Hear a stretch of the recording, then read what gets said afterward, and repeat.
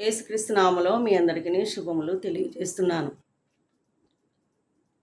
మరొకసారి దేవుని పాద సన్నిధికి రావటానికి దేవుడు ఎంతగానో కృప చూపి ఉన్నాడు. అందరికీ వందనాలు తెలియజేస్తున్నాను. దేవుని మాటలు కొన్ని చూద్దాం. చూడండి, ఈ లోకాన్ని ఎంతగానో దేవుడు ప్రేమించినాడు. లోకంలో ప్రతి ఒక్కదాన్ని కూడా దేవుడు సృజించి ఉన్నాడు. మనుషుల్ని, జంతువుల్ని, పక్షుల్ని, సముద్రాలని, మరి మెట్టల్ని, పర్వతాలని, చూడండి అన్నిటిని కూడా, చీకటిని వెలుగుని దేవుడు ఎంతగానో ప్రేమించి లోకాన్ని సృజించి ఉన్నాడనమాట. ఒక మానవుని మాత్రమే తన పోలికలో చేసుకొని నిర్మించి ఉన్నాడు. అయితే విషయం ఏంటంటే చూడండి, పిచ్చుకమ్మ నీ బలము ఎవరమ్మ. ఒక సముద్రం, పెద్ద సముద్రములో ఒక పర్వతం అన్నమాట. సముద్రంలో పెద్ద పర్వతంలో ఒక చిన్న పిచ్చుక ఒక సందు చేసుకొని ఆ సందులో ఉన్నదన్నమాట. ఎందుకు ఉన్నది ఏమనంటే, ఇప్పుడు చూడండి, ఒంటరిగా ఉన్నది ఆ పిచ్చుక. మరి చుట్టూ కూడా నీళ్లు ఉన్నాయి, చుట్టూ మరి చీకటి. పిచ్చుక ఒంటరిగా పర్వతం దగ్గరికి వచ్చి మరి కొంచెం ఒక చిన్న సందు చేసుకొని దాంట్లో ఉన్నదన్నమాట. ఒంటరి పిచ్చుక. అది ఎంత ఉంటుందండి? కనీసం 100 గ్రాములు ఉంటుందో ఉండదో ఆ పిచ్చుక. బలము లేని పిచ్చుక, ఎన్నిక లేని పిచ్చుక. అంత ధైర్యంగా ఆ సముద్రంలో, ఆ పర్వతం మీద అలలు వాటికి తాకుతూ ఉన్నాయి. భయంకరమైన చీకటి చుట్టూ, ఎవరు కనపడని పరిస్థితి.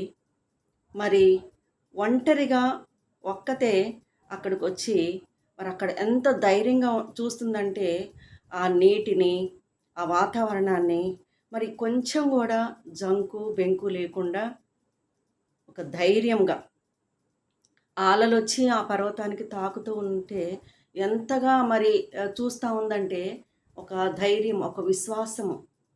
చూడండి, మరి ఆ పిచ్చుకకి ఎందుకు భయం లేదు, దేనికి భయపడలేదు. తన తోటి వారందరూ ఏమయ్యారు? అందరూ విడిచిపెట్టారు. ఒక్కతే ఒంటరిగా మరి ఆ బండ మీద బిక్కు బిక్కు అంటూ మరెంతో భయభ్రాంతులకు గురవుతారు కదా ఆ చీకటి. చూడండి, ఆ శత్రు భయం. ఆ సముద్రంలో మరి చేపలు, మొసళ్ళు, చాలా చాలా రకాల పాములు ఉంటాయి. మరి దేనికి కూడా భయపడకుండా, ఏ హాని లేకుండా, ఏ అదురు బెదురు లేకుండా చాలా చక్కగా ధైర్యంగా మరి ఆ పర్వతం ఆ సందులో చక్కగా చూస్తూ ఉంది. చూడండి, ఒంటరి జీవితం చాలా భయంకరమైనది. అందరూ ఉంటారు, కొంతమందికి ఎవరూ లేని వారిగా ఉంటారనమాట. అయితే ఆ పిచ్చుక ఎవరో కాదు, నువ్వు నేనే. చూడండి, మన జీవితంలో కూడా ఎన్నో ఆటుపోటులు, శ్రమలు, శోధనలు. ఇప్పుడు ఈ పిచ్చుకకి భయము లేదా? ఉన్నది. కానీ చూడండి, ఆ వాతావరణం వైపు, ఆ నీళ్ళ వైపు, ఆ పాముల వైపు, ఆ మొసళ్ళ వైపు, ఆ చీకటి వైపు ఆ పిచ్చుక చూడలేదు. ఎవరి వైపు చూస్తుందంటే, దేవాది దేవుని వైపు. ఆ పర్వతం అనగా, బండ అనగా క్రీస్తు అనమాట. క్రీస్తు దగ్గరికి వచ్చి ఉన్నది. మరి తను ఎక్కడ ఉన్నాననేది కూడా తనకి అర్థమయ్యే అంత ధైర్యంగా, నాకు దేవుడున్నాడు. ఎన్ని సమస్యలు, ఎన్ని శ్రమలు. ఇప్పుడు చూడండి, ఆ అలలన్నీ, ఆ వాటర్ అన్నీ కూడా ఆ బండకేసి కొడతా ఉంటే ఎంత శబ్దం వస్తుంది. చూడండి, అటువంటి ఆ భయభ్రాంతులు కలిగిన ఆ ప్రదేశంలో ఒక్కతి ఒంటరిగా ఉన్నదనమాట. ఎంతో ధైర్యంగా, విశ్వాసంతో చూస్తూ ఉన్నది. చూడండి, అది ఏదైనా దాన్ని శత్రువు వచ్చి దాన్ని తినేయొచ్చు, కానీ దేవాది దేవుడు మరి ఆ పిచ్చుకకి మరి ఆయన కాపుదల ఉంచిండనమాట. ఎందుకంటే ఆ పర్వతము మరి దగ్గరికి వచ్చిందనంటే క్రీస్తుని తెలుసుకొని మనము కూడా మరి ఆ దేవాది దేవుని దగ్గరికి వచ్చినప్పుడు, ఈ లోకం వైపు చూసినప్పుడు ఎన్నో శ్రమలు, సమస్యలు, నిందలు, అవమానాలు, చీకటి, కొన్ని కొన్ని భయాలు వెంటాడుతూ ఉంటాయన్నమాట. శత్రువైన సాతానుగాడు ఏదో ఒకటి చేయాలని మరి వాడి ఆలోచన అనమాట. కానీ దేవాది దేవుడైతే మరి మనందరిని కూడా ఎంతగానో ప్రేమిస్తూ మరి చక్కగా నడిపిస్తూ కాపాడుతూ ఉన్నాడనమాట. ఈ ఎన్నిక లేని ఈ పిచ్చుకలము మరి మనమే అనమాట. ఎంతో మరి ధైర్యంతో, విశ్వాసముతో అదే పనిగా చూస్తూ ఉందన్నమాట. ఆ నీళ్ల వైపు, ఆ చీకటి వైపు, ఆ సముద్రం వైపు. చూడండి, మనమైతే ఒంటరిగా ఆ చీకటిలో ఉండలేస్తామా? కానీ మరి ఒంటరి వారికి దేవుడు తోడనమాట. ఎటువంటి చీకటి, ఎటువంటి శత్రు భయం, ఎటువంటి మరి భయాలు లేకున్నా దేవుడు లేకుండా మనకి ఒక ధైర్యం ఇస్తున్నాడనమాట. నేనున్నాను బిడ్డ భయపడకు అని. చూడండి ఈ పిచ్చుక కూడా అంత ధైర్యంగా ఉన్నదంటే దేవాది దేవుని పైన ఆనుకున్నదనమాట. ఆయన్నే గురిగా పెట్టుకున్నది. ఆయన వైపే చూస్తుందనమాట. చూడు మన జీవితంలో కూడా ఎన్నో విషయాలు, ఎన్నో ఆటుపోటులు చూడండి.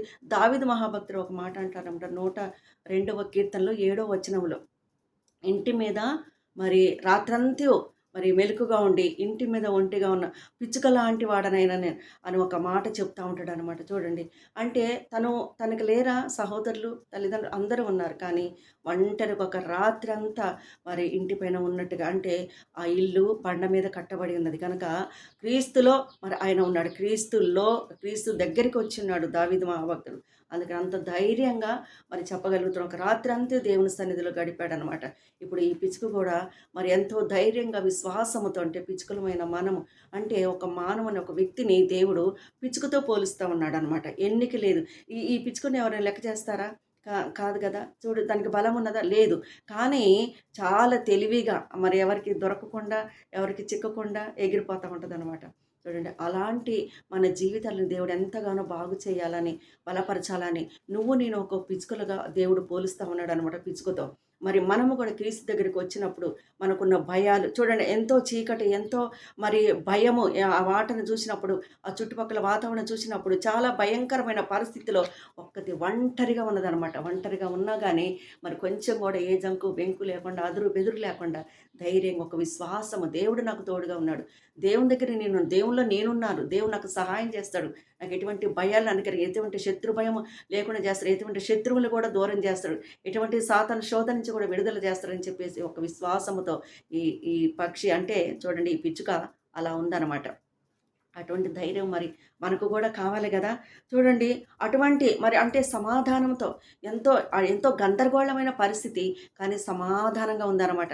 సమాధానం అంటే చూడండి అన్నీ చక్కగా ఉంటే సమాధానం కాదు కానీ నిందలు, అవమానాలు, సమస్యలు, రోగాలు, బలహీనతలు ఇవన్నీ వస్తున్నప్పటికి కూడా దేవుడు మన ఒక సమాధానంగా ఉంచి మరి అటువంటి ఆ పరిస్థితిలో నుంచి దేవుడు మనం నడిపించాలండి. దేవునికి ఆశయన్నది చూడండి ఆ క్రీస్తుని మహాదుర్గముగా మరి ఒక దుర్గముగా చేసుకొని ఆ పిచ్చుక అక్కడ ఉన్నదిగా మనం కూడా క్రీస్తు అనే ఆ దుర్గము మరి తన దగ్గరికి వచ్చినప్పుడు, ఆయన దగ్గరికి వచ్చినప్పుడు మనం ఎంతో ధైర్యంగా విశ్వాసముతో ఎన్ని వచ్చినా కానీ లోకం వైపు చూడకుండా, సముద్రం అంటే లోకము, సమస్యలు చూడండి ఇటువంటి శోధనలు వేదనలు రాకుండా మరి దేవుని వైపు మనం చూస్తూ దేవుని గురిగా పెట్టుకొని ముందుకు వెళ్ళినామనంటే చూడండి చక్కగా ఒక సమాధానము చేత మళ్ళీ ముందుకు నడిపించాలని దేవునికి ఆశ అన్నది.